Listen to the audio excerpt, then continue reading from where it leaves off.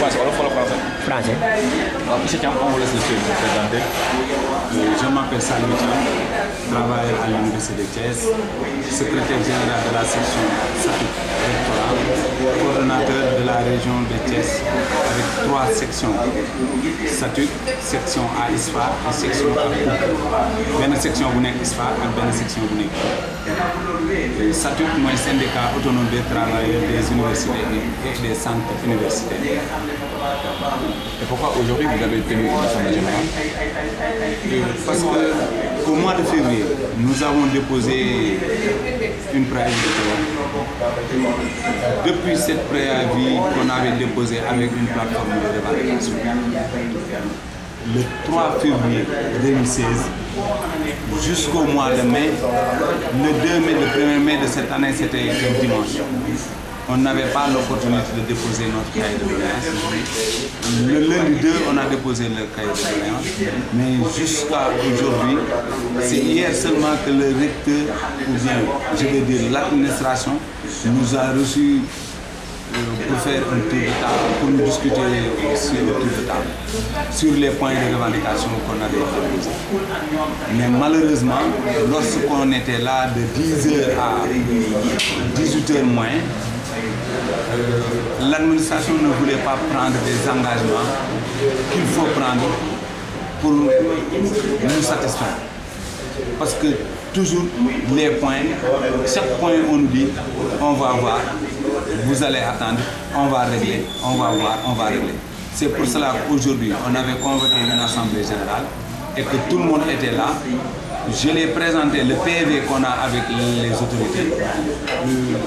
Mais quand j'ai présenté le PV, ils m'ont dit que non, nous ne sommes pas satisfaits par rapport à cette PV et les points qu'on a déposés. Monsieur Thiam, quelles sont vos réclamations? Nos réclamations, il y avait beaucoup de points. Avec notre cahier de doléances, dans le cahier de doléances, il y avait 18 points, si je ne me trompe pas. On a fait une récapitulation pour présenter 12 points au recteur pour qu'on en discute, au moins on va trouver un consensus. Mais pratiquement, ce n'est pas le cas. Parce que si on dit l'IPRES, on nous dit aujourd'hui, bon, il y a un travail que l'IPRES doit faire. Eux, ils ont dit, ils ont fait ce qu'ils peuvent faire. Il y a l'organigramme. L'Université Thiès ne dispose pas d'organigramme. On nous dit aujourd'hui, le ministère de l'enseignement supérieur nous a convoqué la semaine dernière pour discuter de l'application de la loi cadre. Et il est proposé d'attendre pour qu'on envoie des textes, pour qu'on réfléchisse sur ça, pour mettre un organigramme sur place. Nous ne sommes pas contents. Mais ce qui est plus grave, nous pensons que tous les travailleurs dans l'espace universitaire ont les mêmes pieds d'égalité.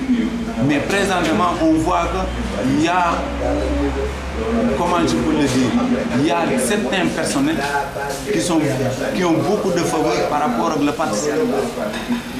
Parce que si on parle des primes, il y a des primes qui sont destinées aux parties. Partie, ça veut dire personnel administratif, technique et service. Mais cette prime-là, on ne donne pas cette prime aux ayants droit. Ils donnent cette prime aux gens qui n'ont pas besoin de ça. Je ne veux pas être là cité en disant tel corps ou tel corps, mais à ma connaissance, je sais que cette prime-là, on l'a donnée à d'autres personnels qui n'ont pas le droit. Okay. Donc selon vous, on favorise quelques personnes qui travaillent au sein de l'université? Effectivement, on favorise quelques gens qui travaillent à l'université et on nous laisse comme ça. Et chaque fois, si on vient, on va nous dire, on va voir, on va voir, on va voir. Maintenant, on a marre de on va voir. Il y a une autre prime, ce qu'on appelle la prime de risque. La prime de risque, ils ont pris quelques agents de notre syndicat. Ils nous ont donné tout ce qu'ils doivent à leur donner. Mais nous, quand il s'agit de notre syndicat, ils nous disent voilà, vous êtes le syndicat passif, vous êtes un syndicat poli. Bon, voilà, c'est pour cela qu'on est là aujourd'hui. Quand on les présentait pour lui dire pour qu'on paye cette prime de risque, ils nous disent attends, vous n'avez pas ce droit. En tant que chauffeur, vous n'avez pas ce droit. En tant que technicien informatique, maintenance, on vous dit vous n'avez pas ce droit. on nous dit le Varmesse n'a pas ce droit.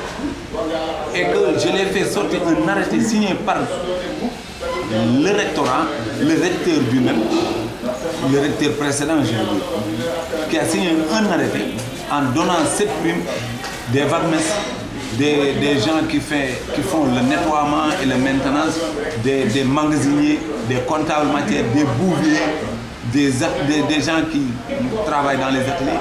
Et nous, on nous dit non, vous n'avez pas ce droit. J'ai fait sortir cet arrêté. Quand j'ai montré cet arrêté au recteur, il me dit je n'étais pas au message.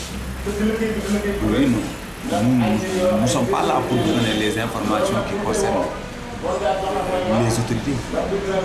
Mais dans ce sens, il nous propose, bon, je vais voir. C'est pour cela qu'on est là, on est refusé d'attendre. Ce qu'on va attendre aujourd'hui, c'est que je peux vous dire, on va patienter jusqu'au mardi prochain. Si mardi prochain, rien n'est encore fait, nous allons, comment on le dit, en vitesse supérieure. Passer à la vitesse supérieure. Voilà, passer à la vitesse supérieure. Comment? Bon, je ne peux pas vous dire comment je vais le faire. Mais en tout cas, je sais qu'on va prendre d'autres méthodes et on va accélérer la cadence.